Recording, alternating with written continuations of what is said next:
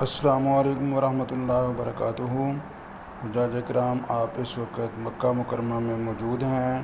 اللہ تعالیٰ آپ کی عبادت، ریاضت اور حج کا سفر قبول و منظور فرمائے۔ 8 ذو الحجہ کو صبح تہجد سے پہلے آپ کو وہ تیاری کے لیے کہہ دیں گے، آدھی رات کے بعد اسے کہنا شروع ہو جائیں گے۔ تو آپ نے غسل اور وضو کر کے حج کا احرام باندھنا ہے۔ احرام پلس نیت حج۔ اللہم انی ارید الحج فیسرہ لی فتقبلہ منی وانی علیہ وبارک لی فی۔ نویت الحج واحرمت بہ للہ تعالی۔ اردو میں بھی کر سکتے ہیں۔ اے اللہ، میں حج کا ارادہ کرتا ہوں، میرے لیے اسے آسان فرما اور قبول فرما، اور اس میں میری مدد فرما اور میرے لیے اس میں برکت دے دے۔ نیت کی میں نے حج کی اور اللہ عز و جل کے لیے اس کا احرام باندھا۔ اس طرح آپ نے نیت اور پھر تلبیہ 3 مرتبہ پڑھ لینا ہے۔ تو یہ آپ کا پہلا فرض حج کا ادا ہوا۔ اب آپ کو ارلی معلم کو آرڈر ہوتا ہے کہ وہ اس نے صبح صبح یا رات کے آخری حصے میں لے کے جانا ہے حاجیوں کو، تاکہ پیدل والے جو حاجی ہیں ان کو پرابلم نہ ہو۔ تو جیسے ہی دن طلوع ہوتا ہے تو بسیں جو ہیں وہ ان کو کہہ دیا جاتا ہے کہ آپ روک دیں جی۔ تو اس لیے آپ نے ان کے ساتھ تعاون کرنا ہے۔ منا میں پہنچ کے دن کو یا رات کو آپ نے کسی بھی وقت یہ دعا آپ نے پڑھنی ہے۔ سبحان الذی فی السماء عرشہ، سبحان الذی فی الارض موضعہ، سبحان الذی فی البحر سبیلہ۔ یہ سامنے جو دعا نظر آ رہی ہے، یہ آپ اس کا اسکرین شاٹ لے لیں یا کتاب سے پڑھ لیں۔ تو یہ دعا آپ نے پڑھ لینی ہے۔ اللہ تعالیٰ کی تسبیحات ہیں اس میں۔ یہاں پہ آپ نے 5 نمازیں ادا کرنی ہیں۔ اگر آپ کے قریب مسجد ہے تو بہت ہی بہتر ہے، ورنہ خیمے میں ایک آپ کا ساتھی، ایک عالم جو ہے وہ جماعت بتا دے گا۔ اگر آپ کو 5 نمازوں میں کسی وقت اذان کا ٹائم مل جاتا ہے، موقع مل جاتا ہے، ریکویسٹ کر کے وہ لے لیں اور اس جگہ پہ آپ اذان دے لیں گے۔ اس کے بعد دن میں تھوڑا 1 گھنٹہ آپ 2 گھنٹے ریسٹ کر لیں، نیند کر لیں، کیونکہ آپ اس رات کو جاگتے رہے ہیں، آدھی رات یا اس سے زیادہ آپ جاگے ہیں بس کے انتظار میں، کبھی کوئی آ گیا تیاری میں، تو آپ نے دن کو 1.5 گھنٹہ ریسٹ کر لینا ہے۔ اس سے آپ کی طبیعت بحال ہو جائے گی، کیونکہ اگلی رات پھر آپ نے سفر کرنا ہے۔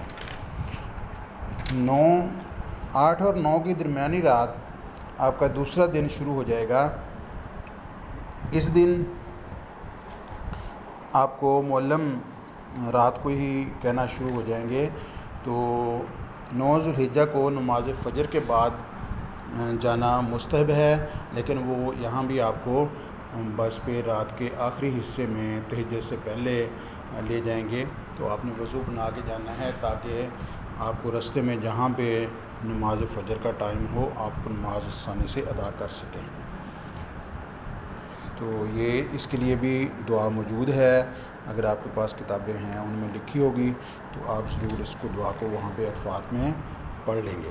تو یہ عرفات کے میدان میں حج کا دوسرا فرض ادا ہوگا۔ 9 کو جب منا میں موجود ہیں تو یہاں پہ آپ نے دعائیں کرتے رہنا ہے، وہاں پہ آپ نے تلاوت کرنی ہے، سورتیں پڑھنی ہیں۔ چوتھا کلمہ لا الہ الا اللہ وحدہ لا شریک لہ واشہد ان محمدا عبدہ ورسولہ، لا الہ الا اللہ چوتھا کلمہ، اور تیسرا کلمہ، یہ دونوں کلمے، پہلا کلمہ درود شریف، قرآن پاک، سورۃ یاسین، قل ھو اللہ احد، اور 4 کل پڑھ لیں، انا اعطیناک الکوثر، الہاکم التکاثر، الحمدللہ رب العالمین، آیت الکرسی، سورۃ بقرہ کی آخری رکوع یا آخری 2 آیات۔ تو اس طرح آپ جو چیزیں ہیں یہ جن کے فضائل ہیں اور قرآن پاک کی تلاوت ہے، یہ کوشش کریں کہ کرتے رہیں۔ حج کی بہت زیادہ فضیلت ہے۔ 9 کی ہم نے بات شروع کی تھی کہ 9 کو آپ عرفات میں پہنچ جائیں گے۔ یہ حج کا رکن اعظم ہے، اور آج آپ کی انشاءاللہ مکمل طور پہ بخشش ہو جانی ہے۔ آپ کی یقیناً عمرے میں ہی بخشش ہو چکی ہے، اور جو آپ حج ادا کرنے کے لیے جا رہے ہیں اس میں آپ کو بالکل اللہ تعالیٰ جو ہیں وہ آپ کی بخشش فرما دیں گے۔ اللہ تعالیٰ آپ کے صدقے سے ہماری بھی بخشش فرمائے۔ تو یہاں پہ آپ نے حج کا رکن اعظم شروع ہوگا ظہر سے لے کے مغرب تک، تو جس وقت بھی آپ پہنچ جائیں، اگر ارلی پہنچ گئے ہیں، فجر کی نماز آپ کی رستے میں یا وہاں پہنچ کے ہو گئی ہے، فجر کی نماز ادا کریں، جب اشراق کا ٹائم ہو تو اشراق ادا کریں، اور اس کے بعد کوئی گھنٹہ یہاں بھی آپ سو لیں، کیونکہ رات کو آپ زیادہ تر حصہ جاگتے رہیں گے، تو اگلی رات مزدلفہ میں بھی آپ نے جاگنا ہے، اس لیے ان دونوں میدانوں میں گھنٹہ 1.5 گھنٹہ صبح کے ٹائم اگر موقع مل جائے تو سو بھی لینا ہے اشراق کے بعد ناشتہ کر کے۔ تو 9 تاریخ کا دن بہت ہی امپورٹنٹ ہے۔ یہاں پہ آپ نے 6 کلمے یاد ہیں، وہ کلمے پڑھنے ہیں۔ سبحان اللہ و بحمدہ سبحان اللہ العظیم یہ پڑھنا ہے، اور سبحان اللہ والحمد للہ ولا الہ الا اللہ واللہ اکبر ولا حول ولا قوۃ الا باللہ العلی العظیم یہ پڑھنا ہے۔ اور زوال سے پہلے وقوف کی تیاری کرنی ہے، وقوف کی نیت بھی کر لیں کہ یا اللہ میں وقوف کی نیت کرتا ہوں، قبلہ روح ہو کے وقوف کریں زیادہ بہتر ہے، کھڑے ہو کے دعائیں مانگیں، جب تھک جائیں تو پھر بیٹھ جائیں، اور دھوپ میں کھڑے ہو کے بھی دعائیں مانگیں۔ دھوپ میں کھڑا ہونا اگر ہو سکے تو وقوف کے وقت سایہ میں کھڑا نہ ہو، دھوپ میں کھڑا ہو جائے، اور اگر شدید دھوپ ہے، اس نے لکھا ہے بیماری کا خطرہ ہو، کیونکہ آج کل کے دنوں میں شدید دھوپ میں بیماری ہو سکتی ہے، تو وہاں پہ چھوٹے چھوٹے درخت ہوتے ہیں، ان کے نیچے کھڑے ہو کے دعائیں مانگیں۔ دعا کے لیے دونوں ہاتھ آسمان کی طرف اٹھائیں، دعاؤں کا 3 بار تکرار کریں، اور اس میں جنت کی بھی دعا مانگیں۔ اللہم انی اسألک الجنۃ و اعوذ بک من النار، اللہ تعالیٰ کے ذکر اذکار کریں۔ اور 9 تاریخ کو صبح فجر کے بعد سے آپ نے تکبیرات تشریق بھی پڑھنی ہے، تو تکبیرات تشریق پڑھیں۔ اللہ اکبر لا الہ الا اللہ اللہ اکبر وللہ الحمد۔ یہاں بھی اس نے لکھا ہے وقوف عرفات کا وقت زوال آفتاب سے زوال سے یعنی شروع ہو جاتا ہے، جیسے ہی آپ کا ظہر کا ٹائم ہوتا ہے اس سے پہلے اس کا وقت شروع ہو جاتا ہے، تو ظہر کی نماز ادا کریں گے، وضو پہلے کر لیں گھنٹہ 1.5، کیونکہ بعد میں واش روموں کے پاس جو ہے رش ہو جاتا ہے، ٹوٹیوں کے پاس بھی رش ہو جاتا ہے، تو 1.5 گھنٹہ پہلے آپ 11 بجے آپ وہاں پہ چلے جائیں، کیونکہ لائن میں لگ کے وضو بنانے میں تھوڑی دیر لگ جاتی ہے۔ خیموں کے پاس ہی واش روم بنے ہوتے ہیں منی میں بھی اور عرفات میں بھی۔ اب ہم عرفات میں ظہر کی نماز، اگر تو مسجد نمرہ آپ کے قریب ہے تو آپ وہاں پہ پہنچ سکتے ہیں، واپس اپنا خیمہ بھی آ سکتے ہیں، تو وہاں چلے جائیں۔ اگر وہاں پہ نہیں پہنچ سکتے تو خیمے جو کہ تھوڑے دور ہوتے ہیں ان میں خطبے کی آواز نہیں آ رہی ہوتی، تو آپ کے پاس جو مولوی صاحب ہیں وہ وہاں پہ جماعت، تو اب آپ نے وہاں پہ مشورہ کر لینا ہے کہ ظہر اور عصر دونوں پڑھنی ہیں۔ اس خیموں میں زیادہ تر ظہر کے ٹائم پہ ظہر کی اذان دیتے ہیں، کوشش کریں اذان آپ موقع لے لیں، مشورے کے ساتھ ریکویسٹ کر لیں تو اذان کا موقع مل جائے تو بہت بہتر ہے۔ پھر جو ہے نماز ادا کریں، پہلی صف میں ادا کریں، نیچے کوئی گدا وغیرہ ہے اگر وہ سائڈ پہ ہو سکتا ہے تو بستر وغیرہ سائڈ پہ کر لیں، تو وہاں پہ ظہر کی نماز ادا کریں، پھر وقوف کریں، لبیک پڑھیں، تکبیرات تشریق نماز کے بعد آپ نے پڑھنی ہے، اور پھر آپ نے کھڑے ہو کے دعائیں مانگنی ہیں۔ تو خیمے کے اندر چونکہ رش ہوتا ہے، اپنے میں ڈال کے بستر پہ رکھ کے، تو آپ باہر سایہ دار جگہ میں تھوڑی دیر دھوپ میں بھی ہو جائیں، پھر سایہ دار جگہ میں ہو جائیں، اپنے لیے، والدین، بہن بھائیوں کے لیے، بچوں کے لیے دعائیں مانگیں، ہمیں بھی اپنی دعاؤں میں یاد رکھیں۔ اس طرح جب تھک جائیں تو آپ بیٹھ جائیں خیمے میں، آ کے بیٹھ کے دعائیں کرتے رہیں، کلمے، ذکر، اذکار، درود شریف پڑھتے رہیں۔ تو یہ انتہائی قبولیت کا دن ہے۔ اللہ تعالیٰ نے اس دن سب حاجیوں کو بخشنا ہی بخشنا ہے انشاءاللہ، اور بہت سارے حاجیوں کے صدقے سے، بہت سارے نیک لوگوں کے صدقے سے دوسرے حاجیوں کو اللہ تعالیٰ نے بخش دینا ہے انشاءاللہ، ان کے سارے گناہوں کو بخش دینا ہے۔ اللہ تعالیٰ اس دن اپنے فرشتوں کے ساتھ تمام حجاج کرام کی طرف محو ہوتے ہیں، ان کی تمام عبادات، تمام دعائیں، جیسے اللہ تعالیٰ آپ کی دعاؤں کو سنتے جاتے ہیں، اللہ تعالیٰ خوش بھی ہوتے ہیں اور معاف بھی کرتے جاتے ہیں انشاءاللہ۔ آپ ہمیں بھی دعاؤں میں یاد رکھنا، بہت ہی مقبولیت کا وقت ہے، بہت ہی اہم دن ہے، تو اس میں آپ نے اپنے لیے جنت الفردوس مانگنی ہے، اپنے قریبی اعزاء و اقربا اور نبی پاک صلی اللہ علیہ وسلم کی تمام امت کے لیے دعائیں مانگنی ہیں، اور پوری دنیا میں جو مسلمان جہاں جہاں مظلوم ہیں ان سب کے لیے آپ نے دعائیں مانگنی ہیں، جن کو رزق نہیں مل رہا، جن کو اولاد نہیں مل رہی، جو مظلوم ہیں، جن کو کھانا تک نہیں مل رہا، جن کو گولیاں لگ رہی ہیں، ان سب مسلمانوں کے لیے دعا کریں۔ اللہ تعالیٰ آپ کا حج قبول و منظور فرمائے، اور یہ حج کا رکن اعظم ہو گیا، آپ کا حج قبول ہو گیا۔ مغرب عصر کے ٹائم پہ اگر خیمے میں ہیں تو عصر کی وہاں پہ اذان کی کوشش کر لیں، اس وقت بھی آپ گھنٹہ ڈیڑھ اگر وضو بنانا ہے تو 3:30 سے پہلے 2:15 بجے آپ اپنا وضو ریفریش کر لیں، اور پھر دعائیں اور ذکر اذکار میں مشغول ہو جائیں۔ جب نماز کا ٹائم ہو تو کوشش کریں کہ آپ نماز ادا کر لیں۔ جو لوگ مسجد نمرہ میں جائیں گے ان کو امام صاحب قصر پڑھائیں گے، ظہر کے فرض پڑھائیں گے پہلے، اور پھر عصر کے قصر پڑھائیں گے۔ اس سے پہلے وہ خطبہ حج دیں گے، تو وہاں پہ خطبہ سننا واجب ہوگا آپ کے لیے۔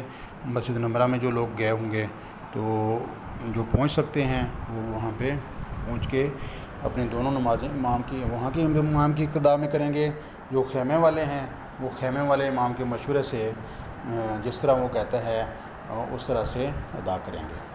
تو کوشش کریں کہ آپ اذان کا موقع جو ہے وہ لے لیں۔ اللہ تعالیٰ آپ یہ والا موقع قبول و منظور فرمائے، آپ کا حج قبول و منظور فرمائے۔